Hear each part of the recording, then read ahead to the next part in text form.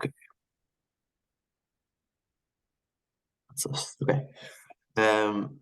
Hello, and welcome to this CCSE conversation. This is an initiative of the Centre for Culture, Sport and Events at the University of the West of Scotland. So the centre has developed from a collaborative partnership between UWS and Renfrewshire Council. CCSE provides a space to undertake collaborative research and development work that has local, national and international relevance.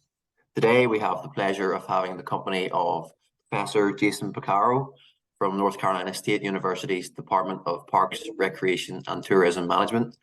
Professor Bocarro specializes in how sport, recreation and natural outdoor environments contribute to making children and adolescents healthier, having over 70 peer-reviewed research journal publications. He has been involved in numerous successful projects in this area of research and beyond, such as the Health Matters Project, Aspen Institute Project, Carnival, Event Rights, and the Atlantic Coast Conference Project, some of which will be discussed today. So NC State's Department of Parks, Recreation and Tourism Management is dedicated to enhancing the social, environmental and economic well-being of communities worldwide. Today's focus will be around student-athlete mental health, as well as sport culture in the US relating to football or soccer, with questions also surrounding the Men's World Cup, issues around human rights, and its potential legacy for football or soccer in the US and other related topics. So welcome, Jason. How's it going today? Good. Thank you for having me today. No problem. So the first kind of question I have is, what has been your career path and your progression in that and your relationship with sport?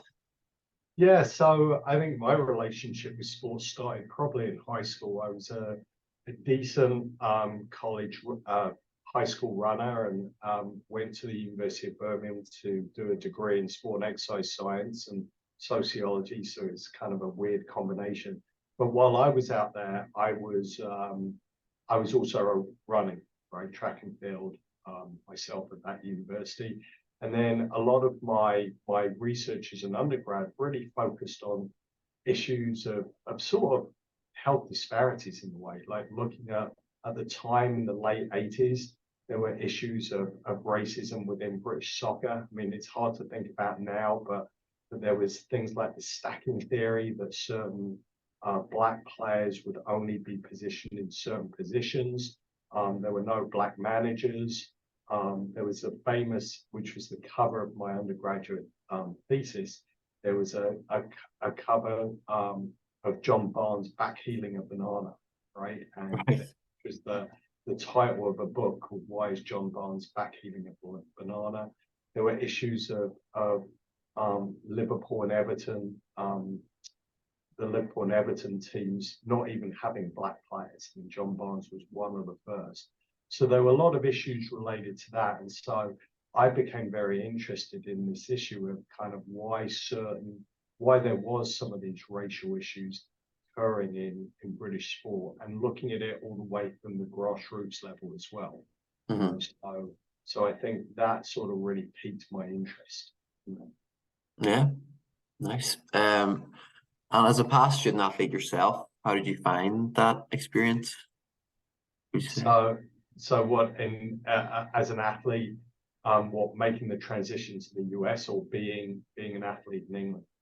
In England, and did you go to the US to do athletics as well? Yeah. So what happened for me was, I was running in England. Obviously, it's a very, very different setup to athletics in the US. So at the time, club athletics in England for the university was very much sort of self-run.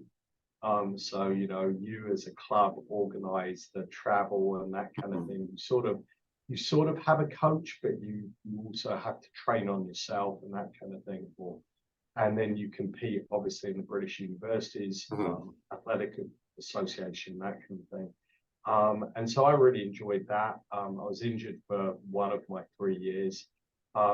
Did some coaching qualifications, both my FA soccer prelim coaching qualifications and my track and field athletic qualifications, because I thought I wanted to be a coach. My FA prelim badge, I had some ex-Premiership soccer players on my course. Terry Butcher, a guy called Peter Bodak, who played for Man United in Coventry, and a guy called Tony Morley, who played for Aston Villa in England. So that was very, very eye-opening there.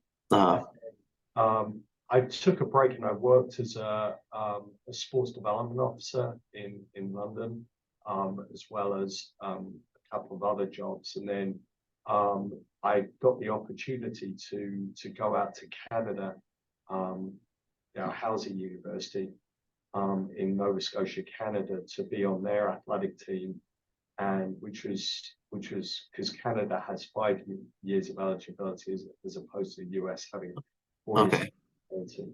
And that gave me an opportunity to do a graduate degree while also being able to run. Oh, okay, perfect.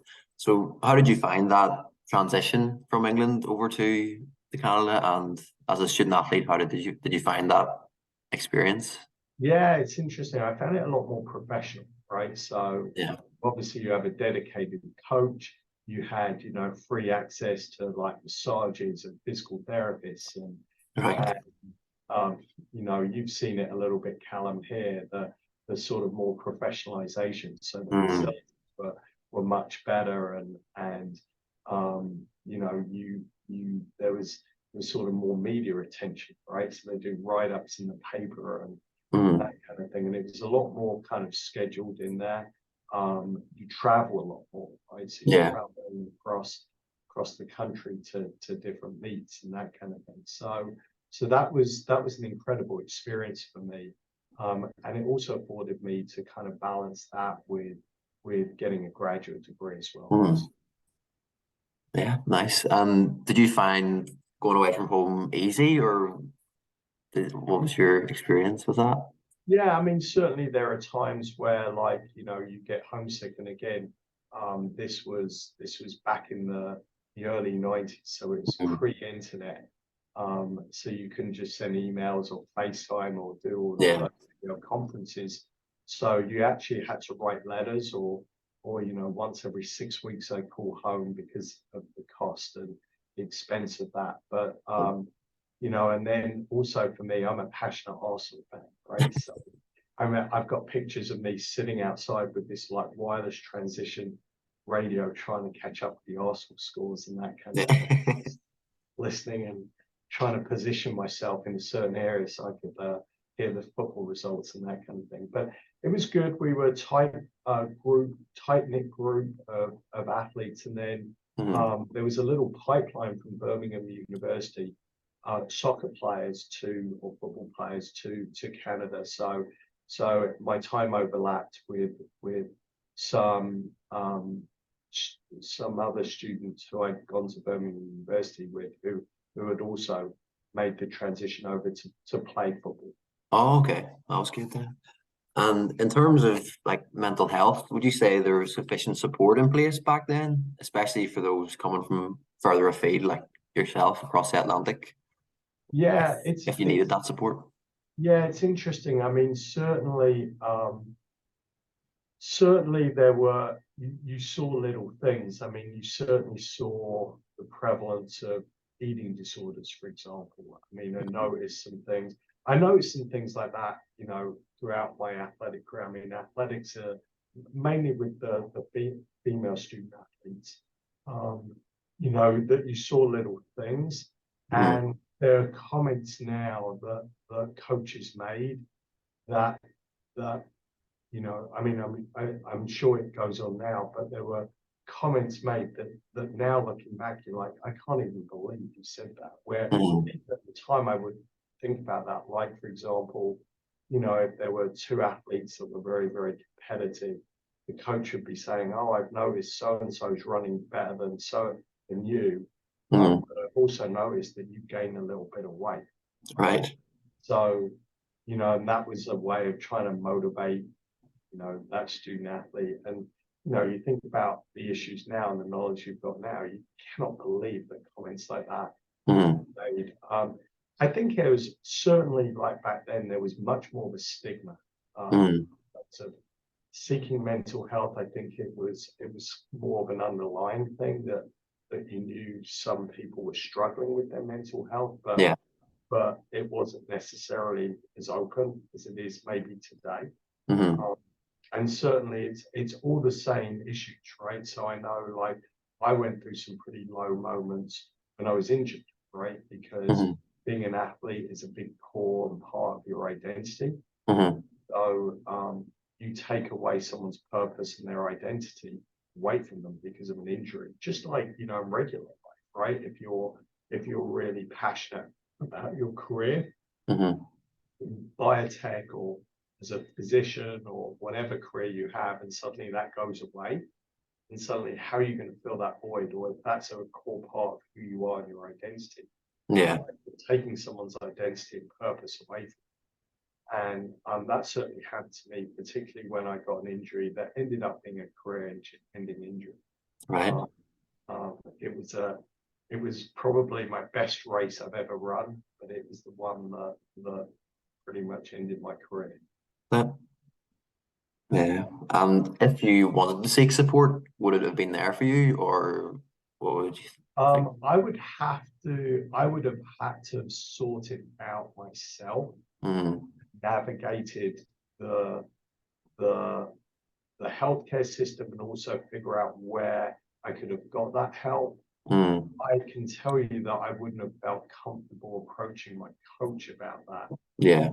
and um, and it would have felt uncomfortable at the time approaching um, any of the other athletes on the team. I think because Mm. it was very underlying. So I just dealt with it like, I'll deal with it myself. And Yeah. for me, the way I dealt with it was I plowed myself into my academic Yeah. life. So that became more of my identity, and I started, plowing myself into particularly in my second year there, of like getting a degree and thinking about what I wanted to do long term. Yeah. No, fair enough. You're more the student than the athlete. Than the athlete, sorry. You're, Yeah. um, so is this a stimulus of sorts to get you involved with the Atlantic Coast Conference program? And can you Yeah, explain a bit so about what that's about as Yeah, well? so mental health has always been like a real interest of mine. So when I finally went down to Texas A&M to do a PhD, my minor was in counseling psychology, right? So I Okay. was very interested in social emotional disorders. In fact, I thought that was what was going to be my major, right? And I thought I'd be some kind of therapist or therapy role. And I didn't want to commit myself to doing a doctorate in counseling psychology because at the time I didn't know whether I wanted to go back to England and Mm. whether that would translate over and all of those kind of things. And I saw, my advisor at the time had a lot of funding. He had a big research project in the Department of Recreation, Parks and Tourism Sciences, and he had some really interesting research projects focused on children and adolescents. He flew me down. He kind of sold me on, this was an opportunity to kind of lead a pretty big research project, which I did end up doing. Hmm. And he kind of said, you could certainly do a minor in counseling psychology and get some of that knowledge in there. So that's what I did, and so I certainly had an interest in sort of the psychological aspects of working with children and adolescents. And Hmm. so I've got the DSM-4 in there, so we go through the DSM-4, which is the manual that the psychologists use to diagnose various social emotional Okay. and so that was certainly an interest. And then the reason why I had the intersection between college athletics and mental health issues came up really randomly from I was actually at a friend's house, right, just hanging out, and two of his girlfriend's friends were invited to a party that his parents were throwing, Hmm. and what they were both ex-athletes. One was a softball player at Florida State, one was a softball player at Auburn, and both were doing their PhDs, and both were looking at what happens when student athletes eligibility runs out and its relationship and impact on mental health. Hmm. And I talked to them all night, had probably a 2 or 3 hour conversation with them about their research that they were doing. And it really was fascinating, both from like from understanding their research study, their research methodology, but also relating that to my own experiences. Mm-hmm. And it was the first time that really started thinking about this very deeply. It's a really fabulous conversation. Mm-hmm. And it really started piquing my interest in that topic. Oh, okay. And that's how you applied then for the ACC program that kind of come up, or? So I mean, that was in '98, so it's a long Oh, term okay. delay, right? But I'd always had sort of an interest in collegiate athletes, and certainly the mental health aspect was always a big interest. And then for me, when I got to NC State, probably, I can't remember the exact date, it was probably 2010, 2011. Mm-hmm. There is a committee here called the Council on Athletics at NC State. Okay. And it was set up in around 1991 for faculty to have more oversight and provide sort of advice to the athletic department. Mm-hmm. So anything from the faculty overlooking student athlete transcripts to make sure that everything's above board, to kind of providing advice to the athletic director and the athletic department as a whole, and to build a more, I would say, a more harmonious relationship between the faculty and the athletic department. So there's less discrepancy, there's less tension in there. And one of the things that we had on there was a subcommittee on supporting mental health among student athletes, which I chaired for a couple of years. And at the time, when we started looking at this 2010, 2011, 2012, there was certainly a concern about, across the country, not just at NC State, across the country of, student athlete mental health, right? Mm-hmm. And over the years between then and today, there's obviously been some very, very high profile student athlete suicides, right? Mm-hmm. Helinsky, the runner from the University of Pennsylvania that I can't remember, Madison Holloway, and the Stanford University goalkeeper. Certainly some high profile ones that sort of put the spotlight on this. And actually in 2019, we had an ACC mental health summit, and Tyler Helinsky, who was the Washington State quarterback, unfortunately committed suicide. And his parents actually were the keynote speakers at this conference. Very emotional, very, very, very. And one of the things that I took away from that was that Tyler was extremely popular amongst his teammates, right? So it wasn't like this ostracized student athlete, extremely popular amongst his teammates. Came from a family that was very, very, very close to his brothers. His mum and dad would pretty much come to every game. So very, very close family, right? And he also knew where to get help because he was driving some of his teammates to seek mental health counseling. Okay. You start to think about why? Why? This isn't like, this ostracized, broken individual. There was no, in looking back, there were no sort of warning signs as parents described. Yeah. So you start to think about, what's going on in your own campus and what can we learn from this to try and better support some of our student athletes. So I was really fortunate that I had a PhD student, Chris Boyer, who's currently working under me. And Chris was an athletic director, associate athletic director for nearly 20 years at the University of Maryland and then here at NC State. So he had that practical experience. And so we wrote a grant to the ACC looking at what providers, the sports psychologists, the athletic trainers that work with student athletes, what do they think are the biggest issues? What are the things that are working? What are the things that are not working? To really understand it from the provider's perspective, not the student athlete's perspective.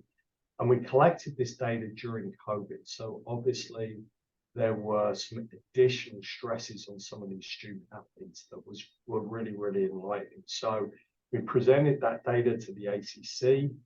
So these are providers from across the ACC schools, anything from New York, Boston, all the way down to Miami to North Carolina. So all across the ACC schools, there's 15 schools, the Atlantic Coast Conference. We presented that data. We presented it at NASA. We will be writing that up because there's some tremendous data in there. And then from that, we actually ended up applying for another grant from the NCAA, which is the organization that runs all of college athletics, to kind of expand that, to look at some of these issues from the perspective of the student athletes. Okay. So we just wrapped up last week that data collection where we did focus groups with student athletes across the United States and also across all sports, from swimming to gymnastics to track and field to football, basketball, baseball, male, female. So we've got some incredibly interesting data that's just come out of that, and we're in the middle of coding that data now and hopefully ready to publish that very, very shortly. Yeah, that'll be exciting to hear all that. And what effect do you think has the introduction and growth of social media had on student athlete mental health? Yeah, so that's a really interesting question. So for me, you know, like when I was a student athlete, there was no social media, right? So again, like I said, like injuries were a really big trigger for student athletes. Injuries, and I think relationships with coaches, you know, playing time, that kind of thing, were big triggers, I think, for mental health. I think social media, and it's funny because at the ACC conference, I had a conversation with a guy called Randolph Childress, who played in the NBA. He's my age, so he was playing for Wake Forest. He was drafted, I think, 17th in the NBA draft. He was a teammate of Tim Duncan, who is a famed player in the NBA. And his son was a collegiate basketball player as well at Wake Forest. And we talked about how if we had social media when we were student athletes, our lives would have been a lot more stressful, right? The abuse you take on social media. So Callum, if you missed a last minute field goal on a big college football game, the abuse that you get, right? But with the for us, we just finished collecting some of this data, and social media really came up as a big issue because, you know, like in all of our lives, like not just student athletes, it provides sort of a window into sort of a social comparison. So I use the example of, say, LinkedIn or Twitter, that you might see one of your colleagues or one of your friends get a promotion or get a job. And while you're happy for them, you also, a lot of people say self-internalize and start going, why are they getting promotions and I'm not? Is there something wrong with me? Yeah. Well, I think very similar in student athletes where their identity is all wrapped up in the sport.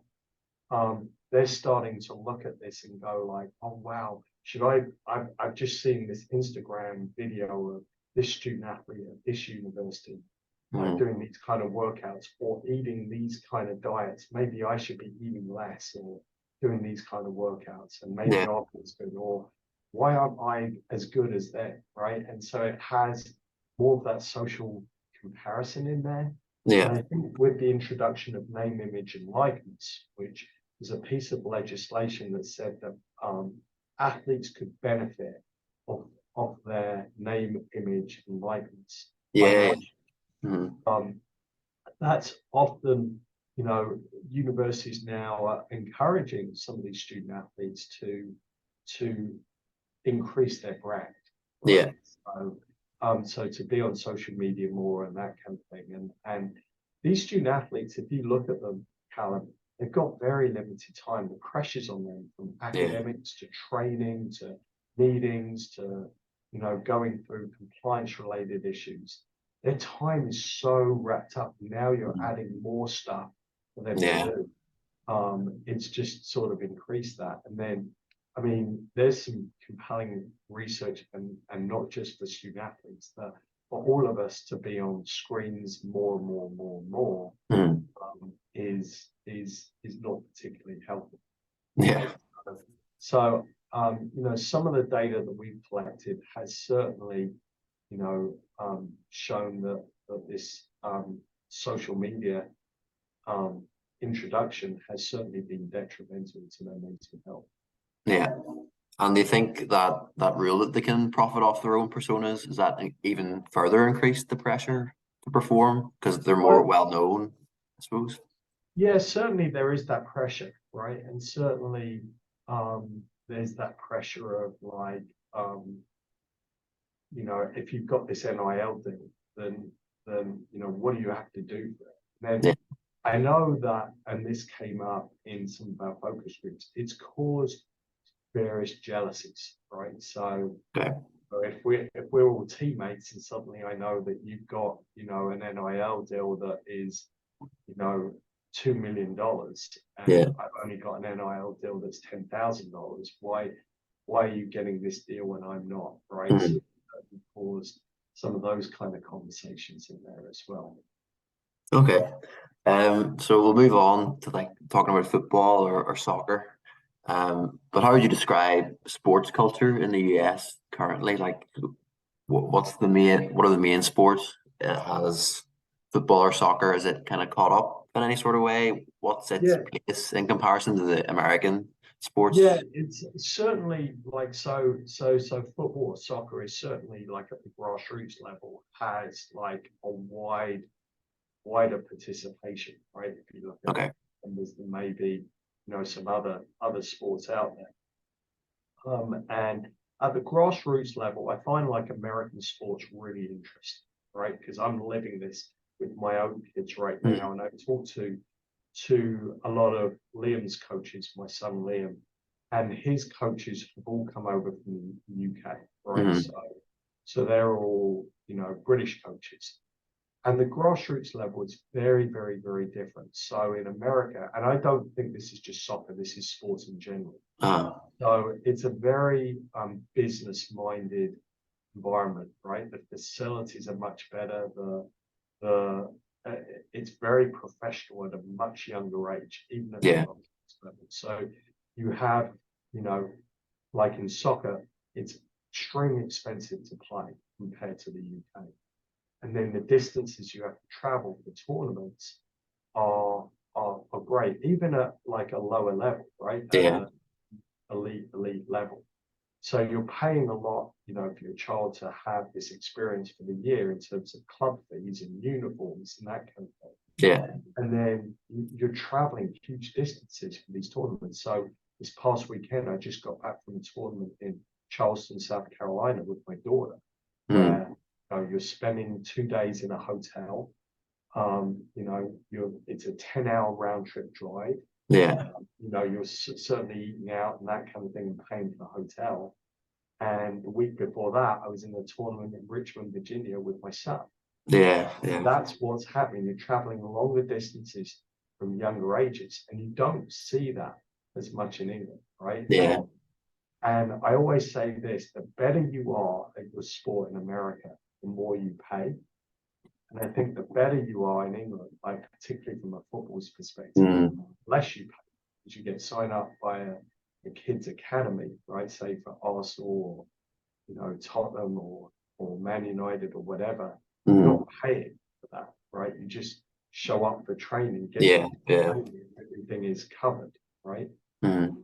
You're in the academy system. And they're trying to move more towards that now. Okay. I mean, these academies tied to MLS teams. So certainly in from a sport interest perspective, right?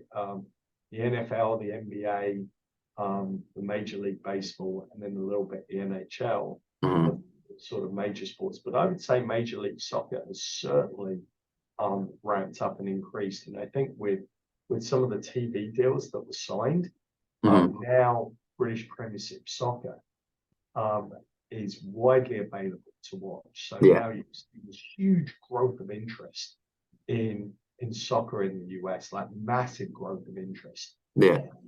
And I think the other thing is, as the US becomes more diverse with certainly international populations moving in, anything from South America to Africa to Europe, right? They're bringing with that passion and love for soccer. Yeah. So certainly, I've noticed a huge increase in growth in interest in soccer, both playing it and also watching it as well. Okay, nice, yeah. And you mentioned you're an Arsenal fan. Have you been to any MLS games here? And what kind of differences have you noticed in sort of the fan culture and the match day experience between the UK and here? Yeah, so I have been to one, I think, MLS game, and I was talking to, again, Liam's coach here, who he's from Sunderland, and he said that, like, compared to England, people don't seem to really care if they win or lose, right? They're trying to develop that. I went to see Orlando FC play Arsenal down in Florida in a preseason friendly, and they've got that ultras section in there, so you have to wear purple, which is Orlando's colors, and you have to be, it's a standing room section in there, and and I bought some tickets, thought, oh, it'd be fun to go in there. And they wouldn't let Liam go in there because he had his Arsenal shirt, so they had to resit him. Oh, okay. To get that like passion, like the ultras mentality that they see in Europe, right? In there to kind of increase the atmosphere. But from what I've seen, like, people don't really care whether they win or lose, right? Because there's no relegation, right? Yeah, true. And there's no there's a drafting system similar to the other sports. So I don't think there's the ramifications as much. And Yeah, true. I come away from Premier League soccer games, fans are like devastated. Yeah. So here I don't think there's that range of emotion. Yeah. Okay. Yeah. And would you say, I don't know, would it be more family friendly over here, or can the US learn anything from the UK? That's what you said, like the ultra sort of culture, but what would you say about more family friendly? Yeah, maybe. I mean, like, you take there's a lot more sort of what I call like American sort of things that go on, where they have like little incentives, like they fire t-shirts into the crowd, and they have like entertainment going on around the stadium, like, to try and get, kids excited and interested, little gimmicky things like that, which I don't know, culturally, I'm not sure like whether that would work in, right? You go there to watch soccer, and I go to an Arsenal game purely like to watch them win. That's all I care about, and maybe like having a drink and a discussion in the pub beforehand and that kind of thing. But I think it's just sort of just different in a way. I'm not saying bad or good. It's just Yeah. Okay. So moving on to sort of a conversation around mega events and the World Cup. So you've been involved with mega event research for many years, I suppose now, through the Carnival program and now event rights. So how and why would you say you became involved with mega events and human rights around? Yeah, again, this is a really sort of convoluted story. Like, I'd wanted to do a little bit more international research, and this was like back in 2010, 2011. And there was a woman at Coventry University called Terry Byers who put out a call on the NASA listserv about the opportunity to apply for a Marie Curie fellowship, right? Like designing a research study around, a particular topic so you could be competitive for a Marie Curie fellowship.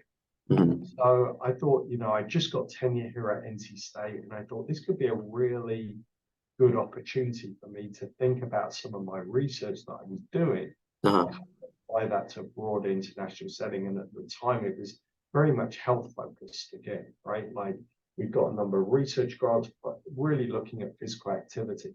So for me, it was like looking at this relationship between sport and physical activity. So Terry and I put in a Marie Curie fellowship. It scored pretty highly, and it was actually very close to getting funded, and me moving to Coventry for 2 years. Okay, yeah. But ultimately it wasn't. And Terry and I developed a good relationship, and she suggested that she had applied for and led a project called Carnival, looking at the legacy of mega events. And that was really intriguing to me. And she said, you know, at the time, sport organizations like the IOC had seen a drop off in bids, right? And they realized that they had to sell these communities on the legacy of these mega events beyond just an economic legacy. And at the time, the London Olympic Games, this is pre-2012, they'd sold, you know, their bid on having, you know, these legacy pillars, as you know, right? The 2012 Olympic Games, urban rejuvenation, this volunteer, public health legacy. And I thought, wow, this is a great opportunity for me to think about my work in terms of public health and health, and how that intersects with sort of legacy, right? Because there was very little research at the time looking at, do these big mega events actually produce a legacy? And if they do, then what can we learn from the sort of build up to the games to help make sure that a legacy is sort of created? So, so this was an opportunity for me to sort of lead the US team. Like, we've got faculty, as you know, like John and Kyle and Mike Edwards, interested in anything from the economic perspective to kind of a social community perspective, to environmental perspective. And then we had colleagues in South Africa, Germany, Brazil, and England. We put together this team. And so that's how sort of my initial interest came in terms of looking at whether these events produce some legacy. And we have a 5-year team, right? It's kind of like any sort of relationship that these relationships form, and suddenly, like, you develop, you know, close connections. You start to get involved in projects that are interesting, that you learn from, these mobilities. Mike and I did some great, fascinating research with the Football Foundation of South Africa in just outside of Cape Town, and some of the CPUT faculty. Obviously, I work very closely with Jörg at Technical University of Munich, and we published a bunch of stuff. I worked with Ian Britton, and we did some really interesting work on the legacy of the Invictus Games, and we published an article on that. Ian was out here at NC State. That was really cool. And then that's how I got connected with David at the University of Western Scotland. Okay. Yeah, very good. And you're one of the editors and authors on the book Legacies and Mega Events, Facts or Fairy Tales. One of the chapters was Legacy of Sporting and Non-Sporting Mega Event Research. So my question is, do you think academic research since this book was published has continued to progress in terms of impact with more empirical research versus conceptual articles? And if so, how can it continue to have this impact in the future, would you say?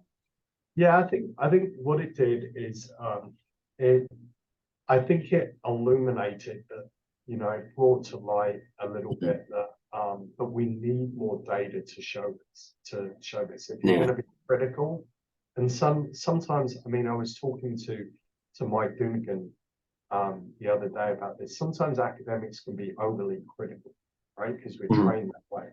But I think what this did do is it illuminated the fact that, you know, whether you're critical or whether you're a promoter of these mega events and the legacies that they produce, we need better data.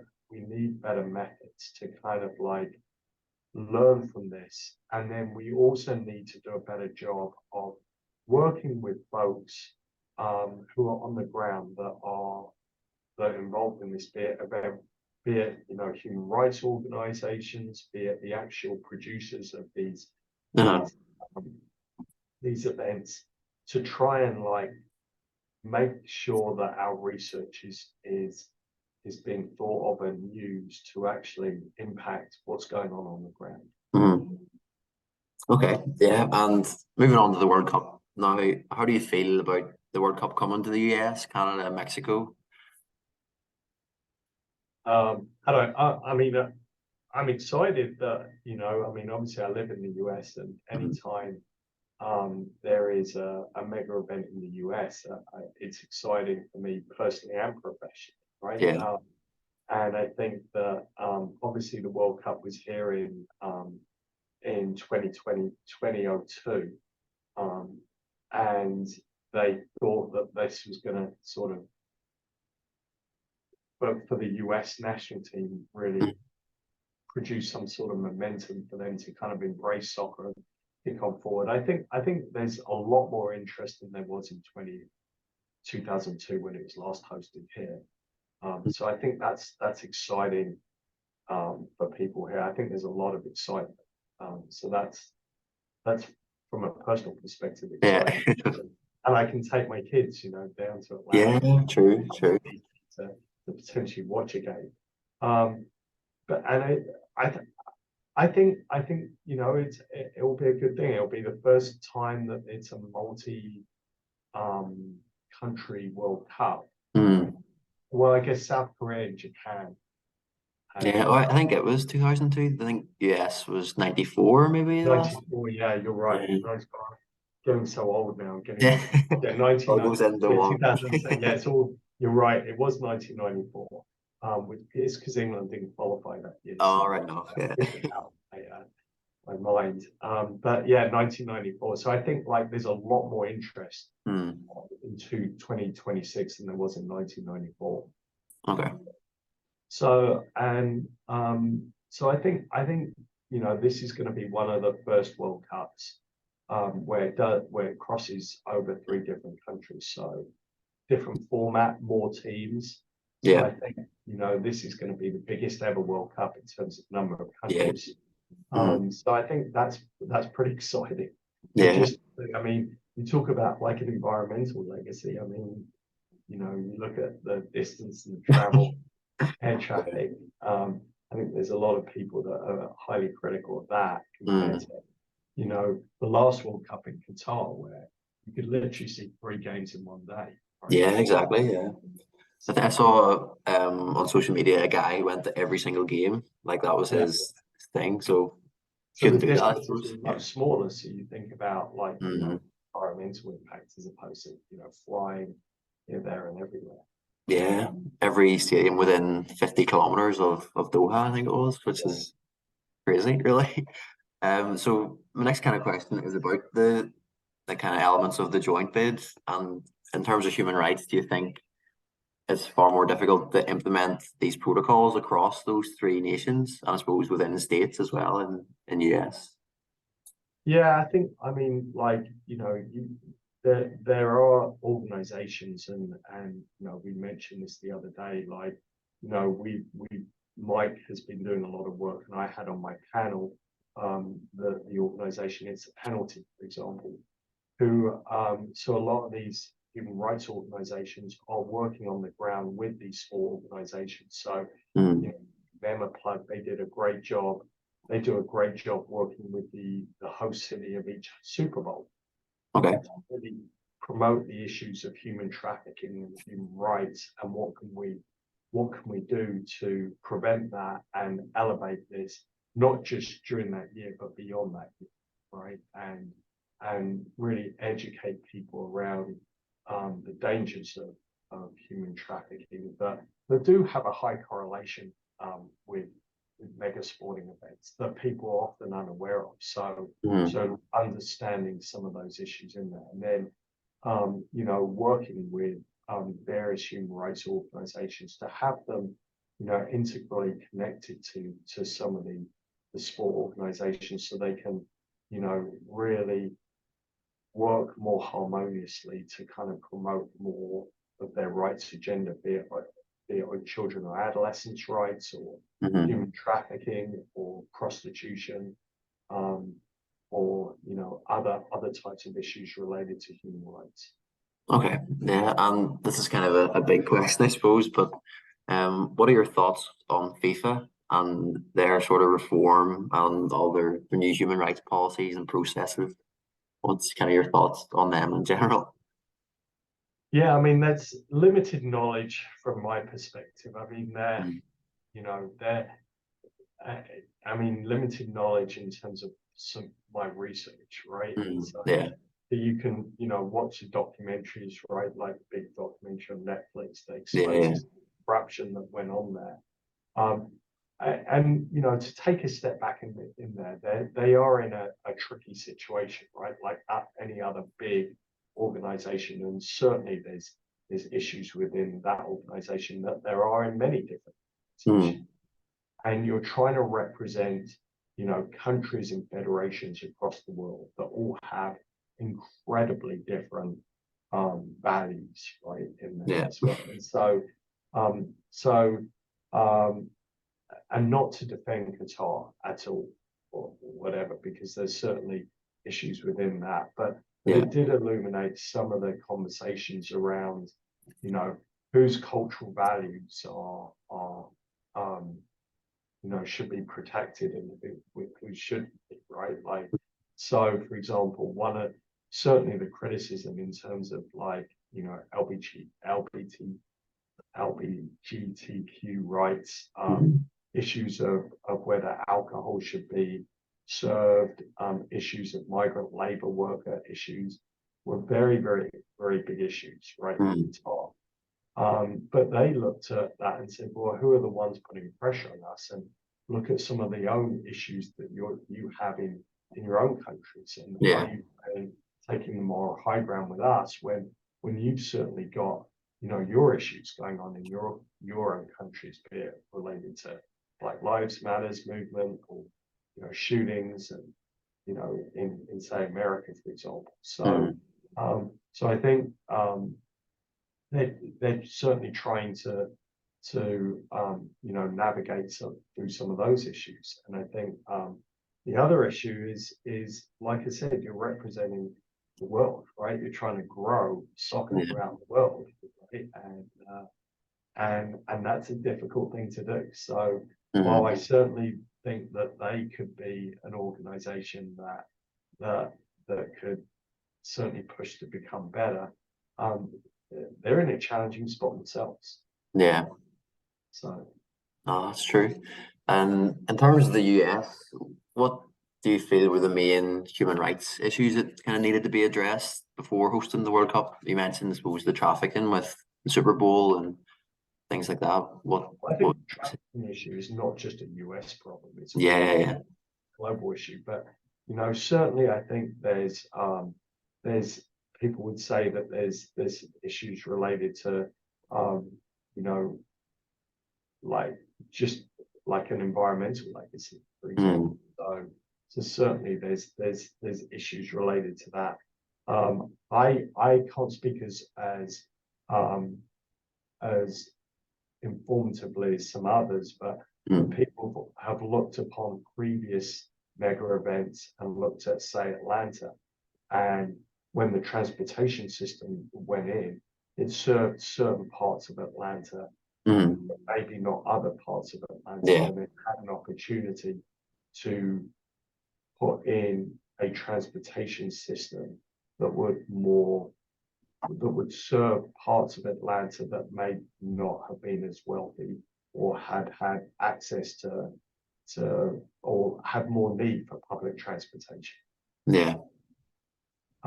Certainly, there's issues of gentrification. There's certainly issues of race, as you've seen from the Black Lives Matters movement, which is Mm, certainly a rights issue in there, and certainly some public health issues as well, in terms of who has access to facilities, who has access to programs and facilities that can make us healthy. yeah. And with your children playing soccer at a high junior level, how do you think the 2026 World Cup will impact on them and future generations, would you say? Um, yes, certainly. So this is really interesting. I hosted a panel of sport leaders in 2015, I think. I can't remember. Okay. and one who is a leader at a particular sports marketing, sports branding company, a very famous one. Mm. This was around the time that the NFL were dealing with their concussion controversy, right? Like, and one of the things that football, American football, has seen is a lot of parents are a lot more wary about putting their kids into tackle football because they're worried about concussions. Yeah.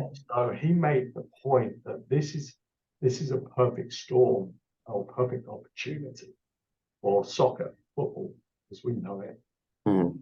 capitalize on it because you have this increased exposure to Premier League or soccer on TV Mm. um, in America. So younger kids and kids are watching soccer and with a lot more interest than ever before. Mm. At the same time, you've got people pulling their kids out of soccer or even baseball in a way because you know there was a sort of decreased lack of interest in baseball, and this was an opportunity to potentially get kids into soccer and for soccer to kind of capitalize on that. Yeah. If the coaching was done well, then you have a pipeline to have the US more competitive at a national level. Yeah. Okay. And there's been a lot of talk around like anti-discrimination and inclusion and stuff. And you mentioned earlier on about the very expensive fees. So like take the Premier League, for example, I suppose like Rio Ferdinand and his brother and a lot of other players are kind of from low income families. So all those potential top athletes are slipping through sort of the grapevine or slipping through the net, I suppose. Do you think there's any possibility of the World Cup kind of altering the system for a more inclusive, or is that that's a pipe dream, I suppose? Yeah, I mean, like certainly, you know, you're losing some of your best athletes to the NBA. Mm. Because you think about this, if you're the best athlete in England, right, Mm. to pick a sport, you're going to pick soccer, right? Because that's the number one Yeah, sport yeah. in not just the UK, but in most countries in Europe. Here, the best athletes are going to the NBA and NFL. I mean, Kobe Bryant, you know, grew up in Italy, and he was a big soccer player. Yeah. Imagine having Kobe Bryant, who's I don't know 6'7", Mm. or LeBron James, who's 6'9", with that athleticism. I mean, you'd be unplayable. You'd be unplayable if he, you know, having a 6'7" with that speed and that athleticism. You know, Yeah. it's and that drive. I mean, you know, forget Kylian Mbappe. I mean, you know, that's incredible in my opinion. Yeah. But I think but outside of that, I think the system needs, this is again my opinion, the system needs to change because it's so expensive. I mean, there was a comedian after the US tied with England that went on this rant saying, "Hey, England, you tied with a bunch of boys from the suburbs of Denver," right? That kind of thing. And it's sort of like, you know, for you to play high level soccer, you have to be pretty wealthy. Right? Mm. So I think the way the sport is set up, it's locking out a number of kids at a very young age because you know it takes a tremendous amount of resources. I mean, there was I have this report um, from NCFC right here. This Mm. is like from 2017 to 2018. And this is from one of the largest, if actually the largest youth soccer organization in the United States. And the data showed that 83% of families reported a household income of more than $100,000. I think it was 33% had a household income of $200,000 or more, right? So I want you to think about that. Like, you know, if the median income in the US is, I can't remember what it is off the top of my head, but you know, it's 83% of the families have a reported household income significantly more than the median income in the US. Yeah. Um, 52% of the parents had a master's or PhD, right? Yeah. 1 out of every 2. So you've got an incredibly wealthy, incredibly educated population of parents, right? Now, if you were to compare that to the parents of academy players in France or Belgium or the UK, Yeah. it's just very, very, very different. So it's not set up. And I think a lot of the youth sports system in the US is set up to generate money Yeah. for these soccer organizations. So yeah, while there's development going on, I think there's certainly bottom line, these clubs the most successful clubs in the US are incredibly profitable. Right? So while they have scholarship programs, there's not a lot of motivation for them to have, to bring in, because at the end of the day, they're pushing these kids into college. They're getting, X amount of players into college, and the rest of them, they're providing opportunities for these kids to play soccer, and very financially lucrative. So what motivation do they have to change their business model? Yeah, no, that's true. From a business model, they're winning. So yeah. In terms of basketball, would there be more low income players playing in that? Because is it through school system more that they kind of build their profile? So I don't know a lot, to be honest with you. I don't know a lot about youth basketball because my kids aren't basketball players. Yeah. But there is a system called the AAU system where Okay. teams are formed, and that's how they get exposed to college coaches and that kind of thing, as well as through their high schools. But these AAU teams are set up, and from what I see, they're often sponsored. Okay. But I don't have the knowledge offhand to look at the financial aspects and whether I'm sure the top AAU teams are fully sponsored and they travel people and that kind of thing. Okay. Yeah. Yeah, so my last kind of question is that the 2029 the World University Games are coming to North Carolina. How do you feel about this, firstly, and what kind of impact can this have on the area, would you say? Yeah, I mean, so we were involved tangentially, and I know you spoke to Hill about this. I think it's certainly exciting. There's a lot when we went ahead with the bid against the Korean bid for 2027. Two very strong bids, but two very different bids, as Hill may have talked to you about. So certainly the Korean bid was going to be the sort of safer bid, right? Certainly a lot more state funds, a lot more government funds to support the bids. But from my understanding is they had to build a whole bunch of new facilities. I think our bid was going to be much more sort of like commercially, privately supported through sponsorships and that kind of thing. Yeah. And using a lot of the existing facilities, like the existing facilities within the Piedmont Triangle area, right? So you've seen some of our facilities here. Yeah. And then UNC and Duke and UNC Greensboro and some of the aquatic facilities up in Greensboro. So using some of these existing facilities, and I think it's sport and sport tourism is an interesting phenomenon, and I think this is a really good opportunity to showcase and highlight the Raleigh, North Carolina area to the world, right? Yeah. I think if you were to ask most people about where North Carolina is or what's good about North Carolina, people wouldn't know a lot. I mean, you're from Northern Ireland and now living in Scotland. Did you know much about North Carolina before? Not much. The only thing I knew was that Michael Jordan went to the University of North Carolina. That's pretty much it, I suppose. Yeah. So not many people know about this state, and yet the state is one of the fastest growing states in the country. Projected to be the 7th most populated state in the next few years. It has incredible beaches. It has incredible mountains. It has tremendous industry in there, and it's a real player in terms of the states around here. So I think like Yeah. when you have a big event like the World University Games, I think it kind of really shows the spotlight on here. Yeah.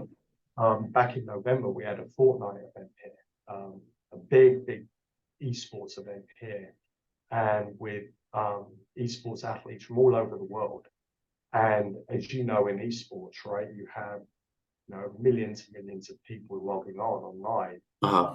and you think about the exposure North Carolina and Raleigh got because the esports athletes were mentioning Raleigh throughout Yeah. their esports competition.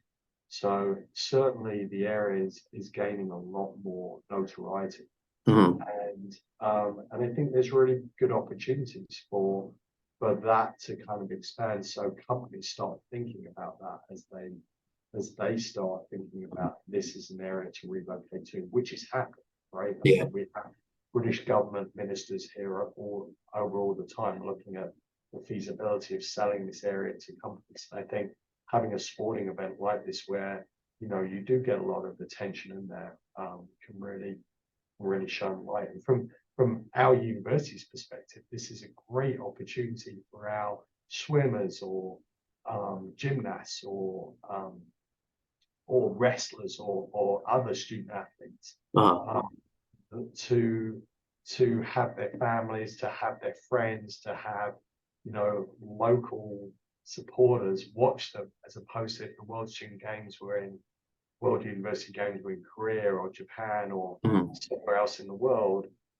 Their friends and family can't necessarily go to watch them, or at least expand. So for them, I think it's pretty exciting. Oh yeah, definitely. Well, thanks for your time, Jason. I have Oh, no no worries, more Cal. questions. Yeah, thanks very much. Really appreciate you coming on and sharing your expertise. Yeah, well, thanks for having me. No, no worries.